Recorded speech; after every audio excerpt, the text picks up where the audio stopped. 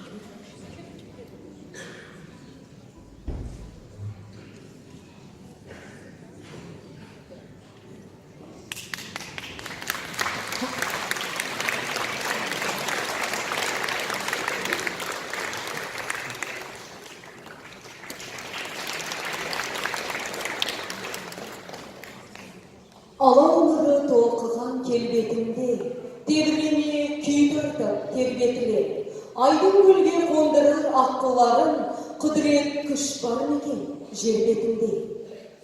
Ту көтеріп жеткіген ағып қылан, есімі де ұлының халық құран. Жер мен аспан жазылған қос қанатты нұрғиса, әлем санбаған алып қыран.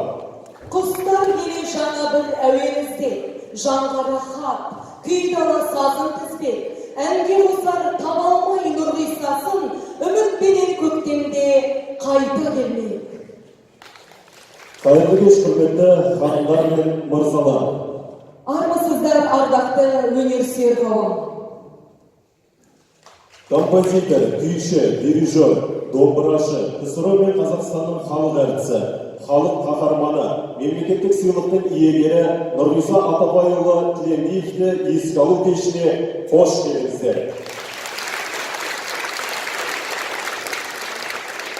Өшпес мұра қалдырған Нұрағаның рухы разы болсын деген ниетпен, іргесін өзі қалаған Нұрғиса Тілендиев атындағы мемлекеттік, академиялық, фольклорлы-этнографиялық отырар сазы оркестрінің «Қайран менің жүрегім» атты кешін бастауға рұқсат етіңіздер.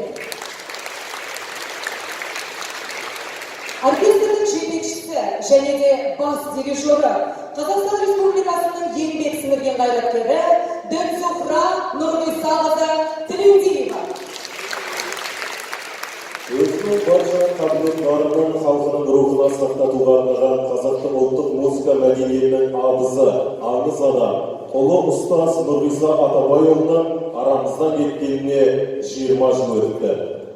Асылын ардақтап, қадірін білетін, ұлы тұлғаларды ұрпаққа ұлықтап жүретін, сіздерде игі жақсылар, өнердің жанашырлары барда, Нұрағаның музыка мұрасы мәңгі жасайды. Арнайы келген мәртебелі мейманымызды сахна төріне шақырайын. Осы кешке арналған хатты оқып беру үшін Ақорда Республикалық қозғалысының төрағасы Қайрат Сатыбалдыұлының орынбасары Қанат Жанатұлы Мұсабылов мырзаны сахна төріне шақырамыз.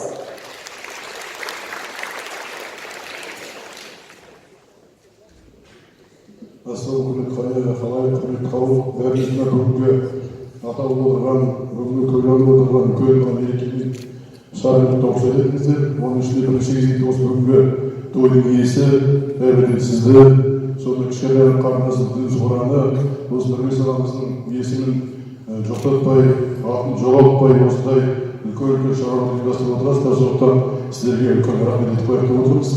Ал енді бүгінгі үлкен мерекеге осы үлкен шараға үлкен үлкен азаматтар өздерінің сәлемін жеткізіп жатыр. Соның ішіндегі бірі өзі осы Дайратенің бір жағы қайнысы болады, бір жағы баласы деп айтуға болады. Осы Нұрбек ағамыздың інісі бауыры, кезінде Нұр отан партиясының хатшысы болған, қазір ауылдың қозғалысының құрметті төрағасы, белгілі қоғам қайраткері Қайрат Сатыбалдыұлы бауырларымыз өзінен сәлемін жолдап еді. Мен атына соны бір ауыз халыққа жеткізіп, Дайратенің денсаулық қарындасын жеткізіп, соны оқып берді, соны рұқсат берді, оқып беріп сәлемдіңіздер.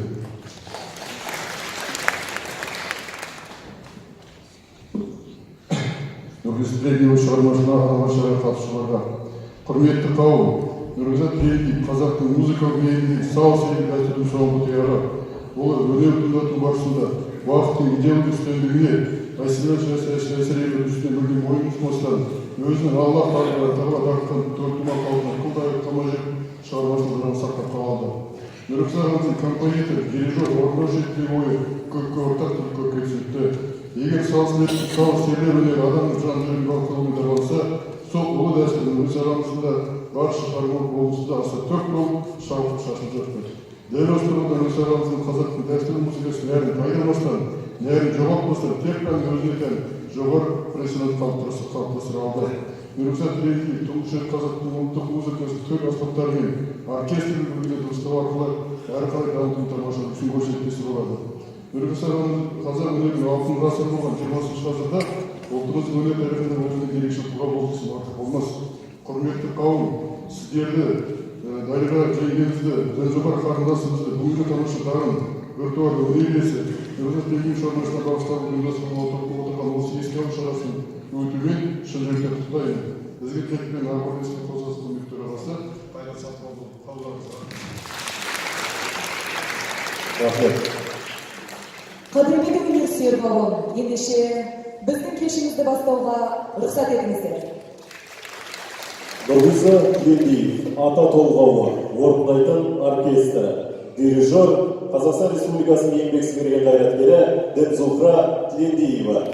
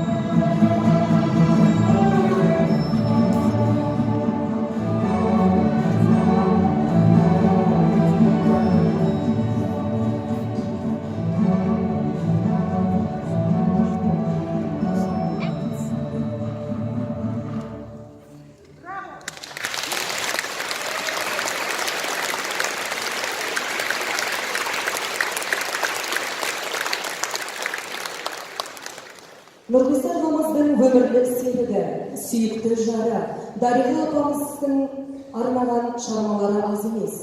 Сол шығармалардың бірі «Ақ құсым» сөзі Бәкір Тәжібаевтікі. Орындайтын халықаралық байқаулардың лауреаты Фархат Кубиев.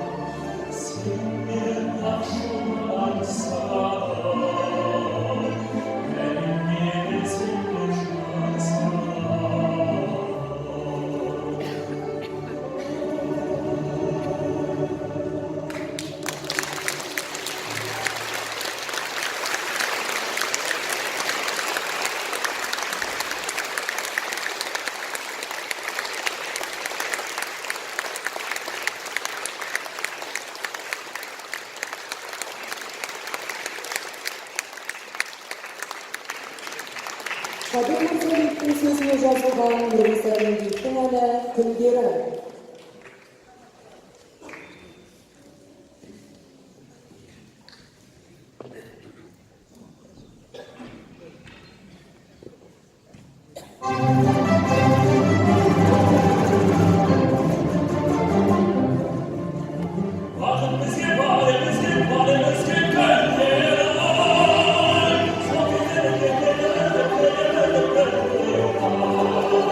Sad.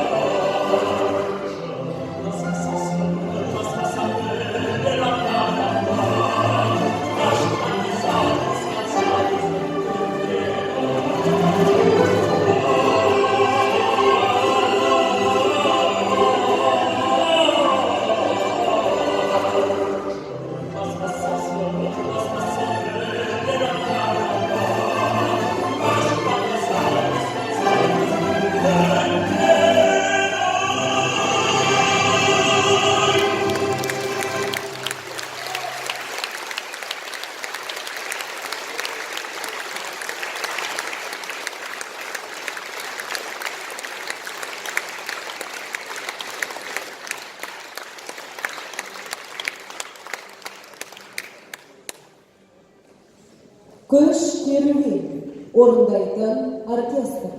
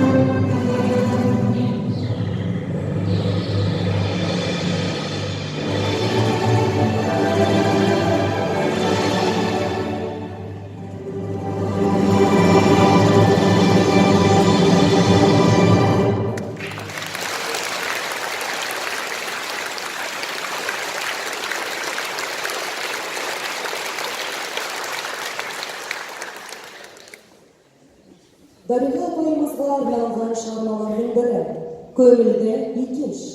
Орындайтын Қазақстан Республикасының еңбек сіңірген қайраткері Айгүл Үлкенбаева.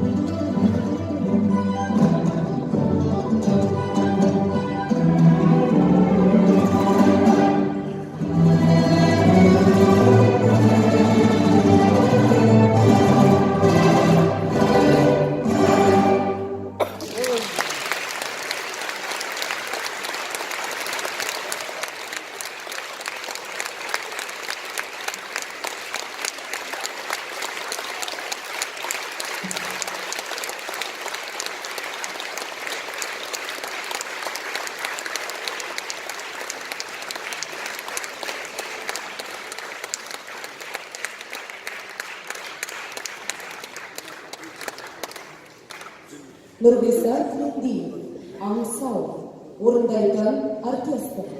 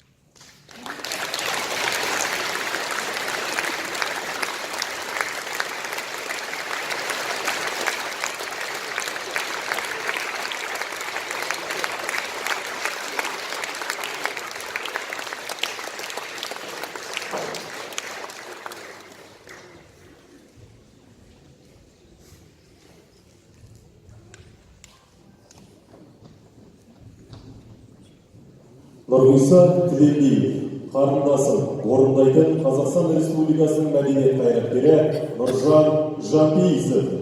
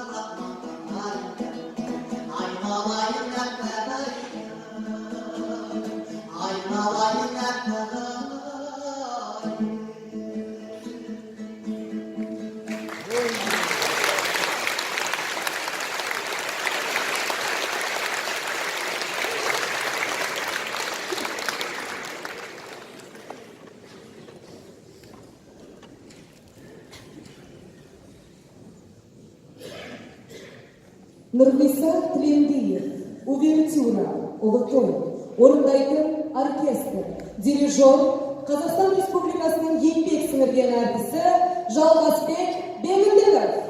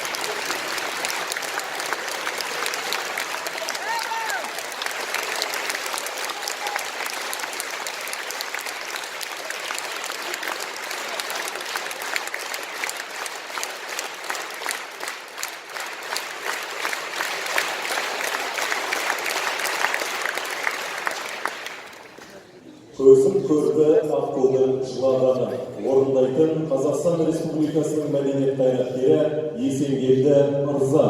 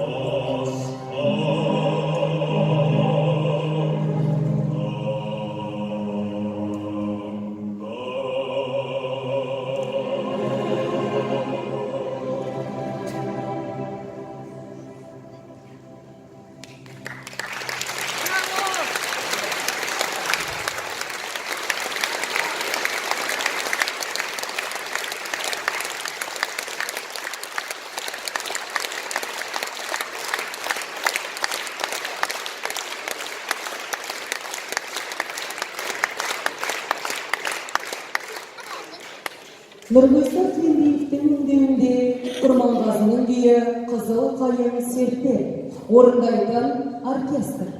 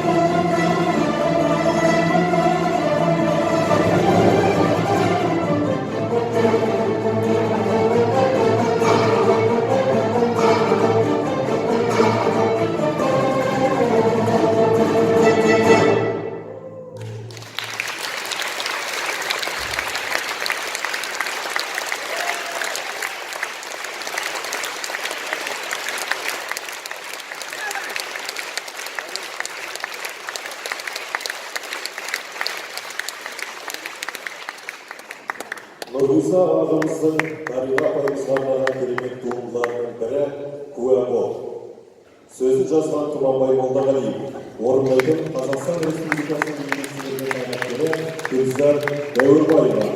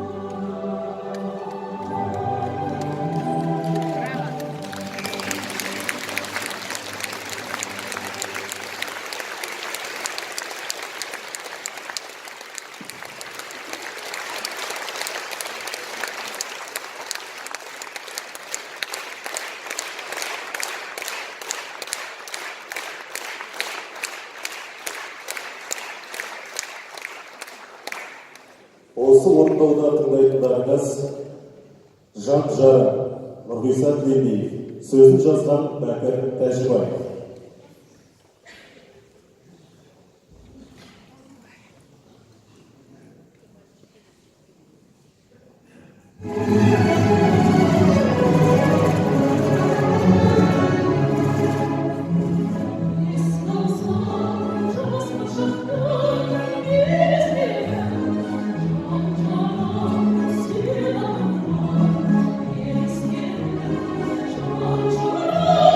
Oh,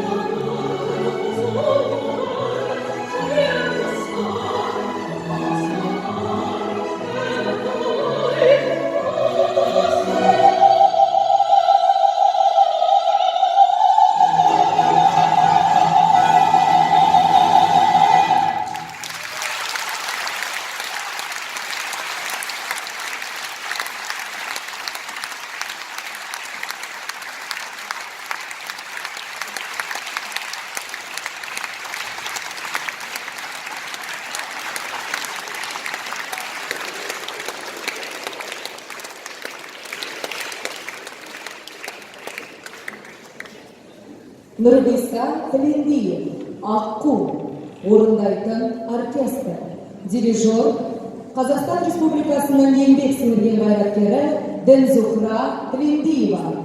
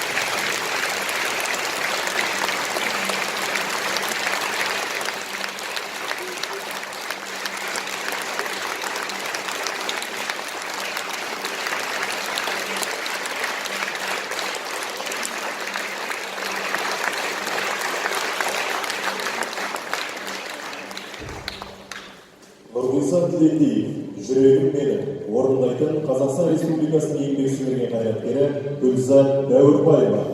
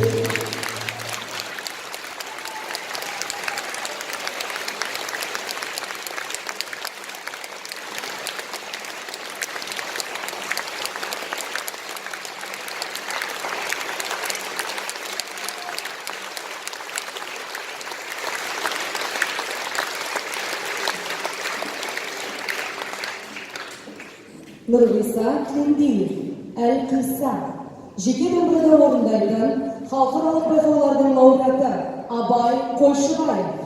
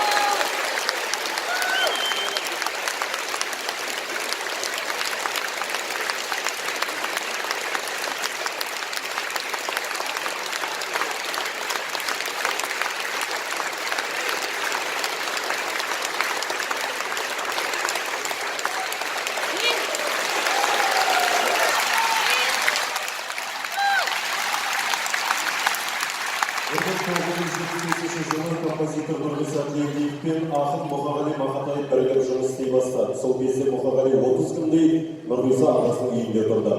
30 күннің ішінде екеуі бірталай ән шығарды. Мұқағали бауыр ауруымен ұзақ ауырды. 1976 жылы 45 жасында қайтыс болды. Оны Нұрғиса ағамыз ауыр қабылды. Қатты күйзеліп, жүрегі ауырып 2 айға жуық емханада жатты. Арада 2 ай өткен соң жұмысқа киетін Бешкентінің қалтасынан хат шықты. Мұқағалидің жазуы. Аға, мен ғой, дертім қозып барады. Не боларын білмеймін. Мынаға назар аударып көрерсіз. Соңында есіме мені алғайсың өлеңі жазылған еді. Ақын бұл өлеңді алғаш 1966 жылы жазған. 1975 жылы музыкаға бейімдеп өзгерткен. Емханада ауырып жатып жіберген хат еді. Нұрғиса Тілендиев бұл өлеңге ән жазды. Нұрғиса Тілендиев, есіме мені алғайсың, орындайтын халықаралық байқаулардың лауреаты Фархат Көбеев.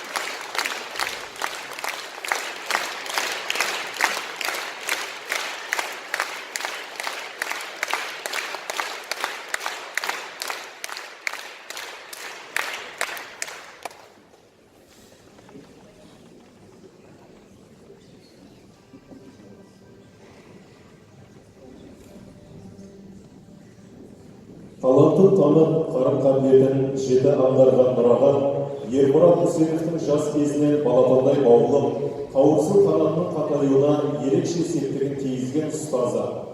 Жақсының жанында жүріп тәлімін алған, үлгісін үйреніп өнердің үлкен жолына түскен Ермұрат Үсенов, Нұрағанның қазасына арнап реквием жоқтау күйін шығарды. Өмірдегі де, өнердегі де ұстазына арнап жазған төл туындысы Нұрғиса толғауы туралы Ермұрат Үсенов. Бұл ұлы ұстазымның шуақты жүрек нұрымен менің бойыма дарыған, ойыма аққу балапанындай қалықтап келіп қонған қасиеті болар. Қос ішек бебеулегенде Нұрға деген жаңғырық үн айналаны дерлеп, асыл ағаның Алатаудай алып толғасы көз алдыма келеді деген екен. Ермұрат Үсенов, Нұрғиса толғауы, орындайтын оркестр және Бақытжан Байқадамов атындағы мемлекеттік хор капелласы. Капелланың көркемдік жетекшісі және бас дирижері Қазақстанның еңбек сіңірген қайраткері Бейімбет Демеуов. Орындаушы дирижер Қазақстанның еңбек сіңірген артисі Жалғасбек Бегіндіков.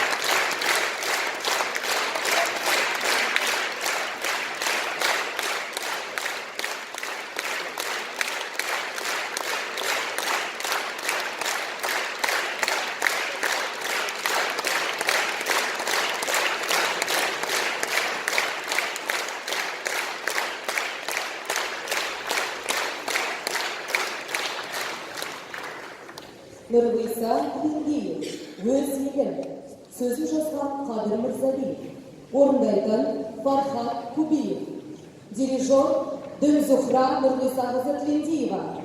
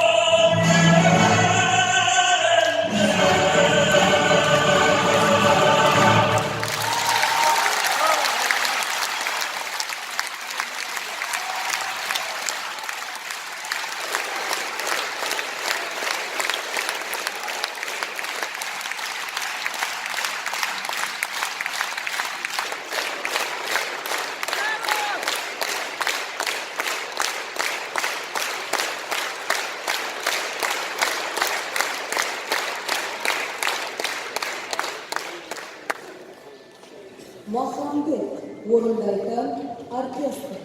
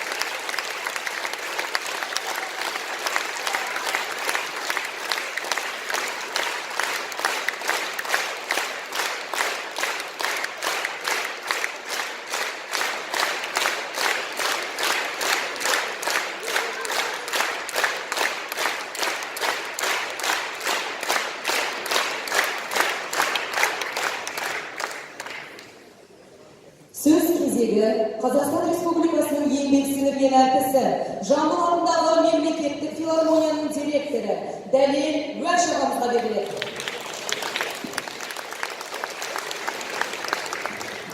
Ардақты ағайын, атамға сағайтан өмір деген ұлы көш, алғашқысы да соңғысы да бізден естейді. Міне, қазақтың әнін, күйін төрт дүниеге паш еткен ұлы тұлға композитор Нұрағаның өмірден осығанда да 20 көктем өтті. Осы ұлғыздары сол жылдағы әдеттен таймай рет күн бұрын басына барып, тәу етіп, Құран бағыштап қайтқан жағдайымыз бар. Сондықтан жатқан жер жайлы болсын атамыздың. Мынау келген қадамдарыңызға гүл бітсін.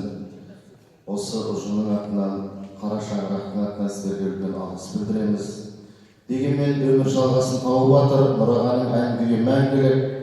Осы артында қалған ұл-қыздарын шаңырағын түтінін түтетіп, шаңырағын шайқалтпай, ұл-қыздардың анасы болып, ортамызда Қазақстанның еңбек сіңірген қайраткері, композитор Дариға Тілендігеліне де бір қошемет көрсетейік.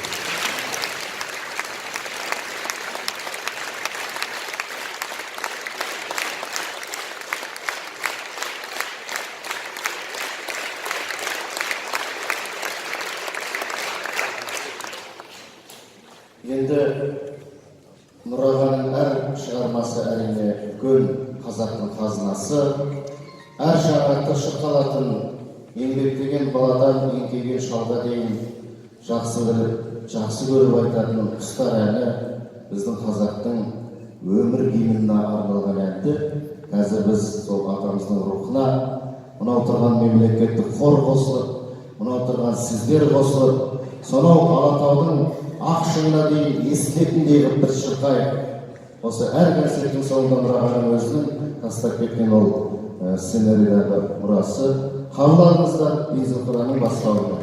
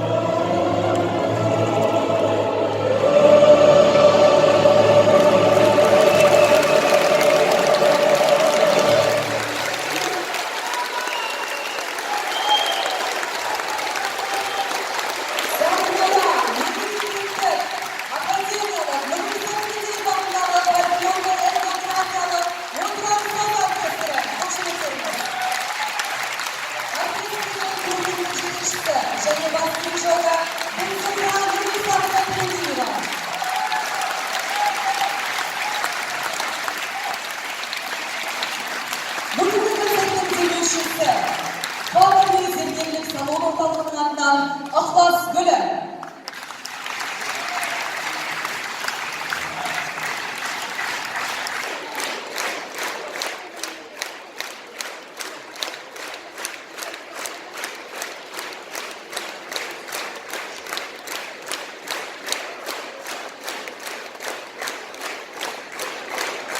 Ұлттық мұраны ұлықтаған мұрағадай олағанның өзі өмірден өтсе де өнері ешқашан өлмейді. Ұрпақта үлгі болып қала бермек.